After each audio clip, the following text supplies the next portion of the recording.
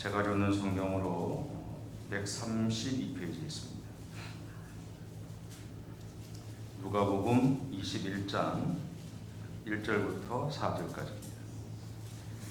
우리 함께 봉독하겠습니다. 예수께서 눈을 들어 부자들이 헌금함에 헌금 넣는 것을 보시고 또 어떤 가난한 과부가 우레돈 넣는 것을 보시고 이르시되 내가 참으로 너희에게 말하노니 이 가난한 과부가 다른 모든 사람보다 많이 넣었다. 저들은 그 풍족한 중에서 헌금을 넣었거니와 이 과부는 그 가난한 중에서 자기가 가지고 있는 생활비 전부를 넣었느니라 하시니라. 씨 뿌리는 사람의 씨앗이라는 책에서 브라이언 카바노프라는 사람은 하나의 이야기를 합니다. 도끼를 잃어버린 농부가 이웃집 청년을 의심을 했다고 합니다. 그 이유는 그 청년이 도둑처럼 걷더랍니다. 그리고 도둑처럼 말하더랍니다. 그리고 도둑처럼 행동하더랍니다. 근데 농부가 밭을 가다가 그 밭에서 자기가 잃어버린 도끼를 발견하게 됐대요. 그리고 나서 다시 그 청년을 보니 그 청년은 다른 청년들과 똑같이 걷더랍니다. 그리고 다른 청년들처럼 똑같이 말하더랍니다. 다른 청년들처럼 똑같이 행동하더랍니다. 이야기가 우리에게 말하고자 하는 것이 있죠. 그것은 사람은 자신이 보고자 하는 대로 보고 살아간다는 겁니다. 다르게 표현하면 우리는 우리가 생각하는 대로 보고 생각하는 대로 판단하며 살아갑니다. 목회 현장에 있어 보면 자세하게 설명하지 않으면 말을 오해하는 경우가 참 많아요. 왜 그렇게 생각하는가를 보면 본인들이 생각해 보니 그렇더라라는 거죠. 그렇다면 저는 그렇게 생각해 본 적이 없을까요? 저도 마찬가지죠. 확인하기 전에는 저 또한 제가 갖고 있는 기준선 안에서 사람들의 행동을 보고 표정을 바라보고 저 사람들이 살아가는 모습을 바라보고 판단하는 제 모습들을 보게 되더라라는 거죠.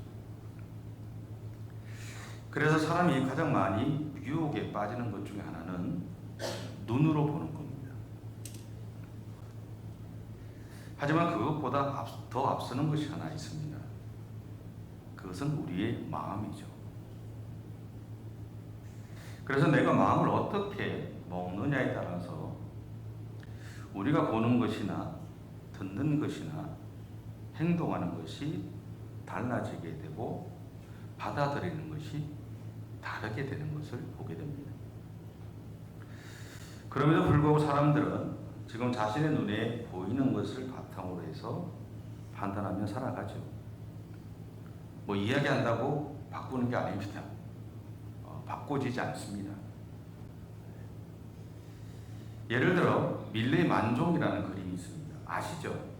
그러니까 두 농부가 남자나 여자나 이렇게 하고 밑에 바구니 같은 거 하나 있고 저 끝에 보면 십자가 있는 교회 보이고 좀 노을이 지고 그렇잖아요. 이 작품은 해질녘 들판에서 이 남편과 아내가 기도를 올리는 이 장면을 그린 그림입니다. 근데 그 그림을 보면서 어떤 사람은 그런 이야기를 해요. 이게 해질녘일까요? 해가 뜰 때일까요? 그렇지 않으세요? 그리는 사람은 이게 해질녘으로 그렸지만 보는 사람은 그게 해 뜰 때라고 볼 수도 있고, 그렇죠? 보기에 따라 달라지는 거죠. 이 작품의 원제목은 삼종기도라고 합니다. 삼종기도가 뭔가 저는 몰라가지고 찾아보니까 이게 가톨릭에서 하루 3번 정해진 시간에 드리는 기도를 말한대요. 밀레는 이 어린 시절 할머니가 저녁 종소리에 맞춰서 기도하는 모습을 떠올리면서 이 그림을 그렸다고 합니다. 그래서 그 그림 속의 부분은 하루의 노동을 마치고 기도를 드리는 모습을 통해 우리의 신앙과 삶의 일부분을 사실은 보여주는 거죠. 또한 이 그림은 반복되는 일상 속에서도 감사와 희망을 잃지 않는 농부 부부의 모습을 통해 반복되는 삶에서 의미를 찾고자 하는 사람들에게 깊은 울림을 주는 그런 그림이다 그럽니다. 저는 그렇게 그림을 깊이 못 보는데 아마 깊이 보는 분들은 그런 것들을 보는 모양이에요. 그런데 흘러내리는 그림을 그린 이 초현실주의 화가가 하나 있습니다. 이 사람이 살바도르 달리라고 하는 사람인데, 이 사람이 만종에 있는 이 밑에 두 후보 사이에 있는 바구니 같은 게 있어요. 거기 보면 감자가 이렇게 들어가 있다고 그래요. 근데 감자 바구니 놓인 자리에 그 자리를 보면서 이 사람이 그 그림 뒤에 죽은 아기 관을 자기가 넣으렸답니다. 그 그림을 보면서. 그래서 그것을 가지고 그 그림에다 엑스레이를 딱 해서 확인을 해보니 맞더라는 거죠. 그래서 이 사람은 이 그림은 가난한 부부가 자신들의 갓난 아이가 죽자 그 가슴 아픈 모습을 그림에 담았다고 주장을 하고 있다고 합니다. 근데 사실일까요? 그렇지 않습니다. 그렇지 않습니다. 그런데 달리라는 사람은 자기가 그것을 떠올렸으니 이것은 그 그림이다라고, 그렇게 그림이라고 이야기를 한답니다. 우리는 그리스도인을 바라볼 때, 같은 그리스도인을 바라볼 때 외형적으로 돈이 좀 있어 보이면 저 사람은 교회를 위해서 큰 일을 할 수 있는 사람이라고 말합니다. 한 30년 가까이 목회를 하고 어릴 때부터 교회에서 살다 보니 그런 얘기 참 많이 들었거든요. 겉으로 조금 돈이 있어 보이고 이러면 사람들이 저런 사람은 장로시켜야 돼. 그래서 교회에다 헌금을 많이 하고 헌신을 많이 하게 해야 돼. 이런 이야기를 해요. 반면에 외형적으로 돈이 없어 보이면 그냥 일반 시선으로 봅니다. 뭐 그 이상도 그 이하도 아니고 그냥 그렇게 보죠. 이제는 우리는 내가 그렇다고 믿는 것을 바탕으로 살아가고 있는 것 같습니다. 하지만 이런 결과로 우리는 사람들과의 관계에 있어서 오해를 남기게 되고요. 또 상처도 남기는 경우가 허다합니다. 나는 내가 저 사람에 어떤 상처를 줬습니까? 라고 질문하는 사람도 있어요. 근데 준 사람은 모르는데 받은 사람은 알아요. 그렇죠? 준 사람은 몰라요. 받은 사람은 알죠. 그러게 우리는 내 시선으로만 상대방을 보아서는 안 되고 상대방의 시선으로도 보기 위해서 노력하며 살아가야 합니다. 헌신을 예로 든다면 돈이 있으면 헌신할까요?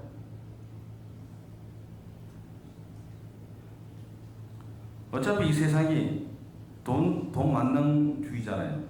교회에서도 우리가 아닌 것 같지만 다 그렇잖아요. 돈이 있으면 헌신을 할까요? 그렇지 않습니다. 연말이면 늘 어려운 이웃을 위해서 자신의 것을 나누는 사람들을 우리는 보게 됩니다.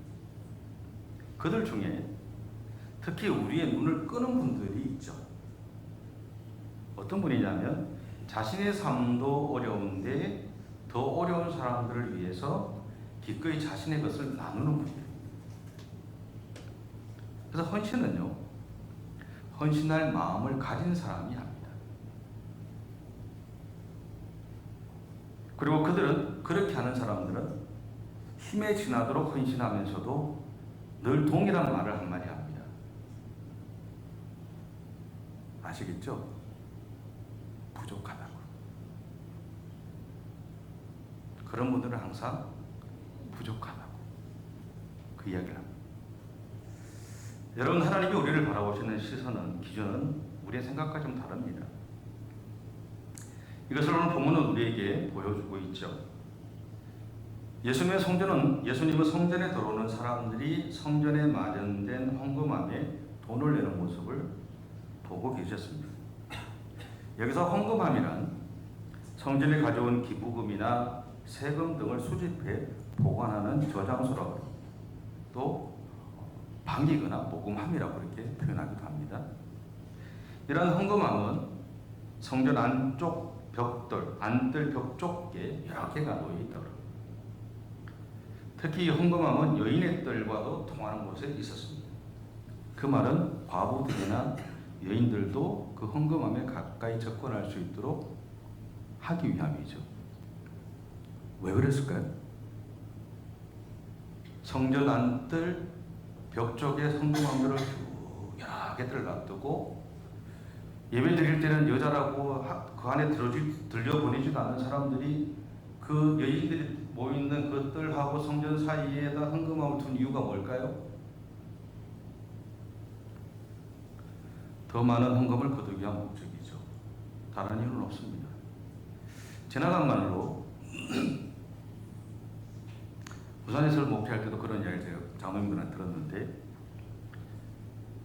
헌금을 드릴 때 헌금 바구니를 돌릴 것이냐, 헌금함을 그대로 놔둘 거냐 했어요. 그 이야기는 딱 한 가지였어요. 헌금함을 돌리면, 헌금 바구니를 돌리면 헌금함에 자유롭게 넣는 것보다는 많대요.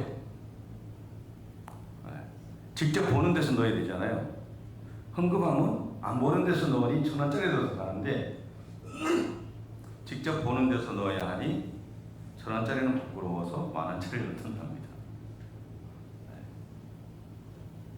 학자들은 예수님이 이 헌금함에 돈을 내는 사람들을 보신 것에 대해서 어떤 특별한 이 의미를 두신 행동이 아니라 우연히 그 장면을 목격한 것이라고 그렇게 보고 있습니다. 근데 많은 사람들이 즐겁게 하나님 앞에 헌금을 드리던 중에 성전에서 어떻게 드리든 뭐 돈이 많든 적든 기쁨으로 드릴 거 아니에요. 여러분들 기쁨으로 드리지 않으세요? 네. 그렇잖아요. 기쁨으로 드리잖아요.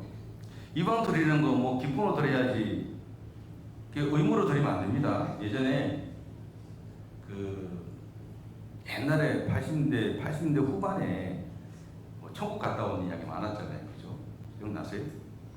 그때 보면 그때도 놀았던 이야기 중에 어떤 게 있었냐면 제가 한번 말씀드린 것 같은데, 그러니까 하나님의 보좌 밑으로 이렇게 물이 쭉 흐른대요. 거기에 돈이 막 흘러가더래요. 어떤 사람이 천국을 갔는데, 그래서 그걸 보고 천사한테 물었대요. 이게 뭡니까? 이랬더니 준비하지 않은 헌금은 하나님이 받지 않는다 그랬대요. 그러니까 내가 기쁨으로 드리지 않는 것을 나는 의무로 행해서 드리겠지만, 그리고 교회는 재정적으로 필요해서 쓰겠지만 하나님은 받지 않는다라는 거죠. 그래서 어차피 우리가 드릴 거라면 하나님 앞에 하나님의 기쁨으로 드려야 그분이 받으시잖아요. 이왕 드릴 거 기쁨으로 드려야 되죠. 그래서 이 예수님 당시에도 많은 사람들이 즐겁게 하나님 앞에 이 헌금을 드렸어요. 근데 예수님은 그러던 중에 한 과부가 부끄러워 어쩔 줄 몰라 하면서 헌금함에 돈을 넣는 것을 보게 됩니다. 이 모습을 보면서 예수님은 제자들을 향해서 이렇게 말씀하시죠. 제가 읽겠습니다. 조금 의역해서 제가 읽습니다. 삶의 여유를 가진 사람들이 기쁨을 가지고 감사하면서 하나님에게 헌금을 드렸지만, 이 여인은 자신이 가진 얼마 안 되는 돈을 넣었음에도 불구하고 하나님은 그녀의 헌금에 대해서 기뻐하실 것이다. 왜냐하면 그녀는 자신의 생활비 전부 곧 그의 삶을 드렸기 때문이다. 또한 무엇보다 하나님이 그녀의 헌금을 기뻐하신 이유는 바로 그녀의 마음이다. 곧 그녀는 자신이 적은 돈밖에 하나님에게 드리지 못하는 그 죄송스러운 마음을 품고 있기 때문이다. 이 순간 예수님은 다른 사람들처럼 자신이 하고 싶은 만큼 헌금을 드리고 싶었지만 자신의 현실이 그렇지 않았기에 안타까워했던 그녀의 마음을 보신 것이죠. 이것은 경험해 본 사람만 압니다. 한 45년 더 된 것 같기도 해요. 제가 어릴 때. 요즘은 뭐 사기 그릇으로 나오고 또 스텐 그릇도 좀 있었고, 그 전에 이렇게 좀 두꺼운 그릇인데 제가 이름을 잘 모르겠어요. 그릇 재질이 회색빛이 나는 그릇인데, 어릴 때는 제가 이렇게 얘기하면 저보다 연세가 더 드신 분들은 목사님 우리는 그것도 못 먹을 때가 많아서 이렇게 얘기하실 거예요. 맨날 그 보리쌀 넣으라 그러지, 쌀에다가 맨날 뭐 수제비 주지, 국수 끓여주니까 어릴 때 그 모승밥이라고 아세요? 어른들이 먹는 그 그릇에다가 모승밥처럼 이렇게 싹 쌓아가지고 쌀밥을 먹는 게 제 소원이었어요. 어릴 때 한번 먹어보는 게. 여러분은 끄떡끄떡 하시네요. 근데 만약에 제가 이 이야기를 제 아이들에게 하면 이해를 할까요? 못하죠. 그죠? 마찬가지로 신앙도 경험해 본 사람만이 아는 것이 있습니다. 우리가 하나님에게 마음대로 드리고 싶어도 드리지 못하는 사람의 마음 또한 경험해 본 사람만 압니다. 그럼에도 마음껏 하지 못하는 자신의 여건에 대해 안타까워했던 그녀의 마음을 하나님이 기뻐하셨다는 것을 오늘 성경은 우리에게 알려주고 있습니다. 이렇게 말하면 재정적으로 조금 안정된 삶을 사시는 분들은 그렇다면 하나님은 내가 정성껏 준비해 드린 예물을 기뻐하지 않으신다는 말입니까? 라고 반문을 제기할 수도 있습니다. 그렇지 않죠. 하나님은 우리의 형편과 상관없이 하나님에게 드리는 우리의 마음을 보시고 기뻐하십니다. 그래서 이 순간 자신의 전부를 드린 여인의 마음 또한 하나님이 받으신 거죠. 그러므로 분명한 것은 성경이 계속해서 우리에게 말하는 것처럼 하나님은 우리가 하나님을 향해서 가지고 있는 우리의 중심, 곧 마음을 보시고 기뻐하신다라는 것. 그럼에도 그녀는 그 얼마 되지 않은 헌금이지만 그것을 드리기 위해서 얼마나 많은 시간 동안 갈등했을까요?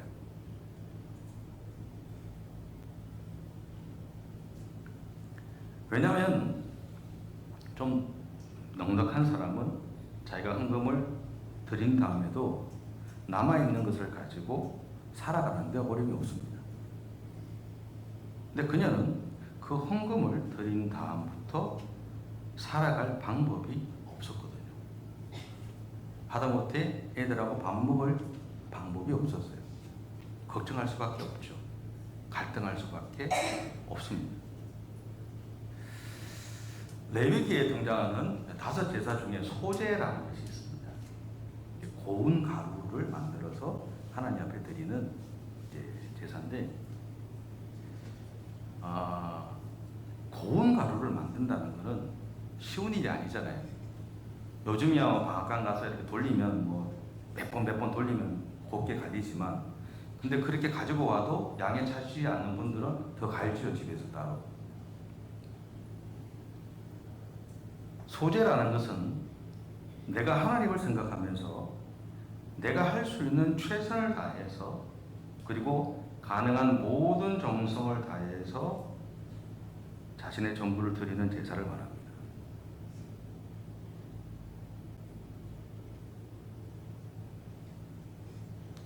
오늘 이 여인이 하나님에게 드렸던 헌금은 바로 그러한 그녀 자신의 마음이 녹아 있었던 거죠. 여러분, 같은 컵의 물의 양을 보고요, 어떤 사람은요 반밖에 남지 않았다고 말합니다. 그리고 어떤 사람은 반이나 남았다고 합니다.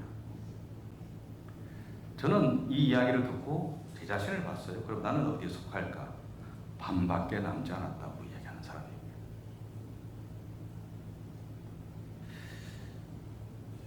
내가 어디에 속하든 그게 중요한 것이 아니라, 우리는 지금 우리 눈에 보이는 것만을 쫓아가는 삶이 아니라 하나님이 우리를 통해 이루고자 하시는 하나님의 마음을 분별할 수 있기를 바랍니다.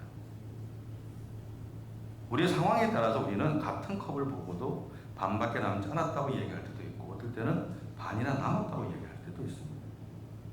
다르게 표현하면 우리의 영적인 상태에 따라서 우리가 바라보는 시선 또한 달라지죠. 그건 분명합니다.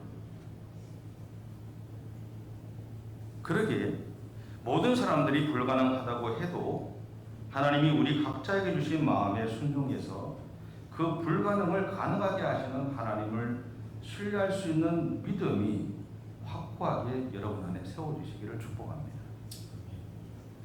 또한 전에도 말씀드린 것처럼 예전에 어느 목사님을 통해 들은 이야기입니다.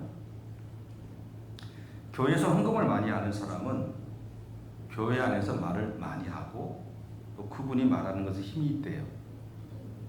그래서 그분이 하는 이야기가 뭐냐면 그런 분들은 말을 많이 하도록 놔두라 그래요. 해야 된다는 거죠. 근데 그 동일한 목사님이 이런 이야기도 하나 있어요. 자신의 동기들하고 만남을 가질 때 자신은 주로 돈을 내는, 밥값을 내는 사람이라고 합니다. 그렇다는 것은 그분이 어느 정도 규모가 있는 교회의 담임 목사라는 것을 의미하죠. 그런데 동기회장의 방에 가보면 동기회장이 다양한 모습을 보여준답니다. 자신이 가면 동기회장이 벌떡 일어나서 자신의 자리를 양보한답니다. 근데 개척교회를 하는 동기가 오면 그냥 그 자리에 앉아서 손만 이렇게 흔든다. 조금 작은 교회 목사가 오면 자기하고 비슷하거나 좀 작은 교회 목사가 오면 그 자리에서 일어나기는 한답니다. 네, 여러분, 이 목사님이 했던 이 두 가지 이야기에서 우리는 세상에서 행하고 있는 상식적인 모습을 발견하게 되죠. 다시 말하면 돈이나 권력 있는 사람은 존중받고 그렇지 못한 사람은 또 그렇게 배워봤습니다. 예전에 서울에 있을 때 집사님 한 분이 벤츠를 타셨어요. 네, 그것도 아주 고성능 벤츠를 타셨어요. 그래서 제가 물어봤어요. 집사님, 이 차 비싸겠어요? 이렇게 했더니 목사님 비쌉니다. 그런데 사고를 하려면 이 차를 사야 됩니다. 이 차를 타고 가면 상대방이 나를 대하는 태도가 달라집니다. 제가 그 교회에 있을 때는 1년에 한 번씩 그 남산에 있는 호텔에서 식사를 냈어요. 교육자들 다. 그러면 저는 이제 소형 준준형차를 타고 이렇게 가요. 가면 그 호텔 앞에 이렇게 주차하시는 분이 있잖아요. 쫙 끝에서 안 겪어보셨어요? 복 받으셨네요. 쫙 끝에서요. 근데 이 사람이 90도 인사하는 사람이 있어요. 벤츠를 타든, 요즘 벤츠가 너무 흔하지만 벤츠를 타는 고급차를 타고 오는 사람들은 90도 인사를 하고 문을 팍 열어요. 저는 문도 안 열어주고 문 딱 열고는 쫙 돼요. 5분에서 10분은 걸어가요.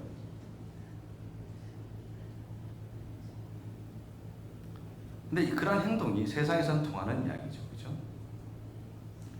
근데 믿음의 공동체 안에서는 어떻게 해야 할까요? 우리가 세상에서 삶을 살아가고 있기 때문에 우리는 교회 공동체 안에서도 자연스럽게 그런 태도들을 드러내고 삽니다. 근데 그럼에도 불구하고 교회 공동체 안에서는 오히려 돈이 있고 권력이 있는 분들이 그 자리를 포기하고 겸손히 섬기는 자리에 선다면 어떨까요? 앞에서 예를 드는 이야기 중에서 비록 내가 동기 모임에서 밥값을 내는 사람이지만 그래서 동기 회장으로부터 그게 합당 대우를 받는다고 해도 바로 그 내가 개척교회를 하는 동기 목사가 왔을 때 나에게 양보했던 동기 회장의 자리를 내가 대신 내어주었다면 그 순간 그 자리는 어떻게 변했을까요? 저는 이런 모습이 우리가 세상에서 살아가기는 하지만 세상의 상식에서 벗어나 살아가는 모습이 아닐까 생각합니다. 또한 우리가 세상에 그리스도의 향기를 드러내며 사는 모습이라고 생각하기도 합니다. 여러분, 우리는